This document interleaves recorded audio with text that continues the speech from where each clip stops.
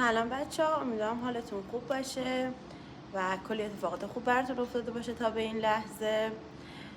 و دوست دارم که توی این ویدیو یه بیوگرافی از خودم بدم. حالا ما مثل خیلیا پیج اینستاگرام نداریم که از اون بپرسن، ولی خب یه سری سوالاتی که قبلا ازم پرسیده شده یا حالا اینجور براتون بگم که خودم احساس کردم شاید سوالتون باشه رو اینجا نوشتم و میگم بهتون که بیشتر با من آشنا بشید، بدونید دارید یه چه آدمی رو میبینید و امیدوارم که از دیدن این ویدیو لذت. خب اولین سوالی که نوشتم اینه که چند سالته و همسر چند سالشه. بچه من متولد 26/5/1383 هستم، یعنی چند روز دیگه، امروز 12، چند روز دیگه 14 روز دیگه تولدمه و 22 ساله میشم. همسرم چند سالشه؟ همسرم 18 فروردین 1376. 7 سال با هم اختلاف سنی داریم. این اختلاف سنی اصلا اذیتمون نمیکنه، اتفاقا خیلی هم من دوست دارم این اختلاف سنی ها. چرا اون اوایلی که حالا با هم آشنا شده بودیم و میخواستیم ازدواج کنیم احساس میکردم خیلی اختلاف سنی زیاده، حدود 7 سال خورده ای میشه، ولی بعد که وارد زندگی مشترک شدم دیدم اصلا این سن مطرح نیست و بیشتر اون درک متقابله. ممکنه دو نفر هم سن هم باشن، همو درک کنن، ممکنه یک نفر خانم از آقا بزرگتر باشه، اونم درک میکنن همو، یا ممکنه حتی زن و مرد مثلا میگم آقا 15 سال از خانومش بزرگتر باشه و بازم درک داشته باشن. پس به نظر من سن اینجا مطرح نیست. و شغل همسر چیه؟ بچه من همسرم، هر کی ازم شغل همسرم رو میپرسم همسر من همه کار است. چرا؟ چون که من همسرم وقتی که باش ازدواج کردم اگزوساز بود، اگزوساز و سپرسازی داشت. بعدش وقتی که نیهان به دنیا اومد و حالا مجبور شدیم میایم شهر خودمون، الان با بابام آهن فروشی داره و این بینم معامله انجام میده. حالا معامله چی؟ معامله هرچی باشه، خونه باشه، ماشین باشه، گردو باشه. حتی یک بار یادم بچه من همسرم با هم دیگه رفتیم معامله پوست گردو انجام دادیم، پوست گردو جمع کردیم و فروختیم و تونستیم باش ماشینمون رو عوض کنیم. و اون موقع ماشینمون فکر کنم یه پژو بود، یه دونه دنا خریدیم، دنا مدل 401.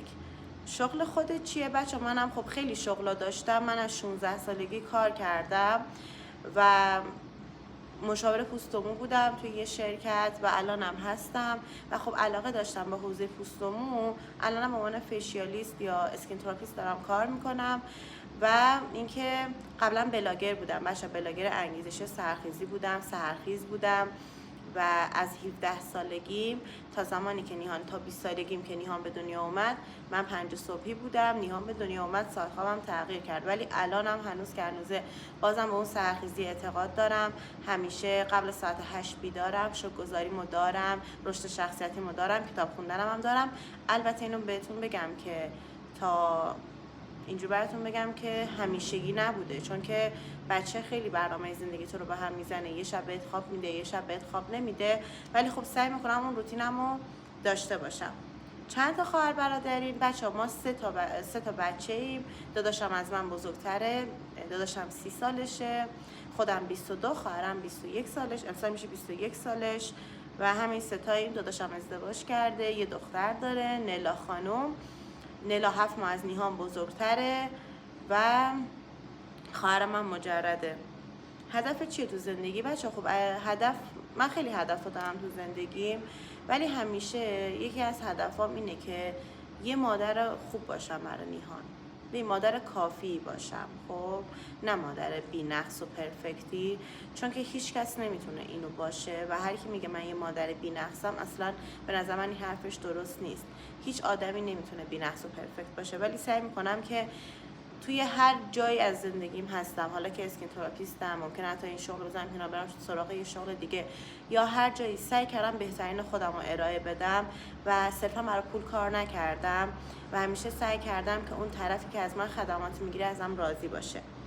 چند سالگی ازدواج کردی بچه؟ من خیلی زود ازدواج کردم. من 16 سالم بود نامزد کردیم، 17 سالگی عقد کردم، 18 سالگی عروسی کردم، 19 سالگی باردار شدم، 20 سالگی نیهانو داشتم. یعنی کلا از 16 سالگی تا 20 سالگی خیلی زود جلو رفتم، ولی خب الان هیچ برنامه‌ای ندارم و آیا راضی هستی از ازدواجت؟ من خیلی راضیم بچه. یعنی به نظر من اینو هر آدمی از دید خودش میگه. مثلا میگم اگه یکی با آدم خوبی ازدواج کرده باشه، با آدم درستی ازدواج کرده باشه، میگه ازدواج خیلی خوبه، ازدواج کنید.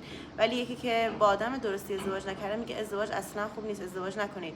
باید ببینید اون شخصی که داره این حرف رو میزنه زندگیش چطوریه و از بعد اون زندگی رو نگاه کنید. یا مثلا ممکنه یکی توی سن خوبی بچه دار شده باشه، آماده بوده باشه بچه دار شده باشه، بگه بچه خیلی خوبه. یا یکی هم مثلا میگه من یکی به میگه بچه خوبه یا نه، من میگم باید تو سن درست و توی زمان درست بیاریش. و سال بعدی آیا برگردی عقب بازم بچه دار میشی؟ بچه قطعا بچه دار میشم، ولی خب زمانشو تغییر میدادم. چرا؟ چون که من تو شرایط خیلی بدی بچه دار شدم و خب چرا؟ دلیلش هم چی بود؟ دلیلش این بود که مادرمو تازه از دست داده بودم. بچه من 7 ماه بعد عروسیم، شاید ویدیوامو دیده باشی، توی ویدیوام هم گفتم 7 ماه بعد عروسیم مامانمو از دست دادم و 1 سال و نیم بعد عروسیم متوجه شدم که باردارم و خیلی شرایط سختی رو گذروندم و همون باعث شد که من بعد زایمانم افسردگی بعد زایمان بگیرم. ولی خب از اونم میگم خوبه دیگه، با اون سختی‌ها بزرگش کردم. ولی الان به این فکر میکنم که بخوام دوباره بچه دار بشم مو به تنم سیخ میشه، اصلا نمیتونم تصور کنم. آیا هنوزم سحرخیز هستی؟ بچه سحرخیزی خب من اون موقع 5 صبحی بودم، 4 و نیم 5 صبح بیدار میشدم، شبا ساعت 10 و نیم 11 میخوابیدم، خوابم اوکی بود. ولی خب الان نه. مثلا من دیشب 11 و نیم خوابیدم، براتون بگم 1 و نیم بیدار شدم، نیهان نخوابید، مثلا تا 3 و نیم دیگه نخوابیدم، 3 و نیم دیگه خوابیدم. بعد این بینم نیهان هی تو خواب گریه میکرد، اینجوری دیگه بچه من اینجوریه. و همسرم حالا اونو میخوابون و دیگه امروز مثلا برنامه ریخته بودم 6 پاشم 7 بیدار شدم. خونه که داخلشی خونه خودته. بچه خیلی دوست داشتم اینو براتون باز کنم، شاید براتون سوال باشه که چرا من همه خونه رو نشونتون نمیدم، چرا بعضی جاهاشو نشونتون میدم. بچه این خونه خیلی خونه بزرگی، 140 متر خونه. بخوام براتون بگم، بذار براتون یه توضیح بدم. این خونه ما 3 دانگشو خریدیم، مال پدر بزرگم بود. خب مال پدر بزرگم بود این خونه، بابام 3 دانگ این خونه رو داشت. این 3 دانگشو من یا همسرم دوتامون با هم از بابام خریدیم. الان 3 دانگ این خونه مال ماست. خب و گفتم دیگه توش میمونیم، کرایه میدیم به پدر بزرگم بابت اون 3 دانگی که داره. ولی خب پدر بزرگم متاسفانه فروردین امسال به رحمت خدا رفت و خب من قرار شد این خونه رو بخریم، ولی خب من نخواستم، دوست نداشتم، چون که خونه خیلی بزرگه بچه‌ها. طبقه بالا هستیم ما، پایینش هم 3 دهن مغازه داره، خیلی جای خوبی هم هست، موقعیتش هم خیلی خوبه. ولی خب چه خودم چه همسرم دوست نداریم توی اسلام آباد دیگه بمونیم و دوست داریم که بریم کرمانشاه زندگی کنیم. برای همون خونه رو گذاشتیم فروش که فروش بره و وقتی که خونه فروش بره تصمیم داریم که از اسلام آباد بریم و بریم یه جای دیگه. چرا بعضی جای خونه رو نشونتون نمیدم بچه؟ حقیقتش اینه که من خب جهیزیه‌ام تازه بود، همه چیزم الان وسیله‌ام خوشگل نو، خیلی وسیله‌ام دوست دارم. ولی خب وقتی وارد این خونه شدیم برای یه قسمت از خونه فرش نداشتم و مجبور شدم که فرش مامانمو بیارم بندازم توی خونه و یه بخشی از خونم فرشش قرمزه. خب و حقیقتا دوست ندارم اون بعد خونه رو نشون بدم. حالا شاید بعدها نظرم عوض شد، بگم باشه چه اشکالی داره، خب خیلی از زندگیشون اینجوریه. و مثلا من الان این قسمت پذیرایی فرش و مبلا اینا رو گذاشتم قسمت حال که حالا مثلا بیشتر اونجا رفت آمد داریم. فرش مامانم رو انداختم و اونجا خب می‌خواستم فرش بخرم، ولی خب گفتم فعلا نیهان کوچیکه، بذار هزینه نکنم که نیهان بزرگتر شد فرش بخرم، کسب و شکم بگیرمش راحت باشم. و نظر راجع به ازدواج اینم خب گفتم بچه، ازدواج به نظر من خیلی خوبه. چرا؟ چون که زندگیت هدف پیدا میکنه و میدونی واسه چی داری تلاش میکنی. مثلا میگم من الان که ازدواج کردم و بچه دارم دیگه میدونم آقا من اگه دارم توی یه مسیری حرکت میکنم به خاطر بچه‌مه، خب به خاطر شادی همسرمه، به خاطر شادی بچه‌مه و خب خیلی لذت میبرم از این موضوع. آیا از یوتیوب درآمد داری؟ بچه حقیقتا نه، من هیچ درآمدی از یوتیوب ندارم. چرا؟ چون که هم باش تایمام کمه، ویدیوامو زیاد کسی نمیبینه و همین که سابسکرایبام به 1000 نفر نرسیده. من کلا الان 79 نفر سابسکرایب دارم و خب ایشالله که خیلی زود کانالم بزرگتر میشه و انگیزه میگیرم برای ادامه دادن. و این از چیزه بود که خواستم بهتون بگم. الان درآمد دست کجاست؟ خب درآمدم بچه از کارم، از همون اسکین تراپیستمه و هنوزم زیاد مشتری ندارم، در حال آموزش دیدنم که حالا بازاریابی کنم.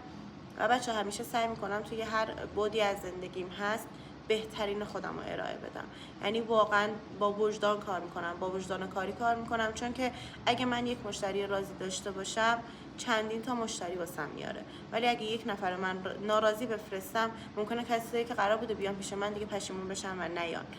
این از حالا سوالاتی بود که احساس کردم براتون پیش اومده، دوست داشتم براتون توضیح بدم و خیلی خوشحال میشم اگه سوالی چیزی دارید بپرسید. لایک و کامنت یادتون نره، خیلی دوستتون دارم.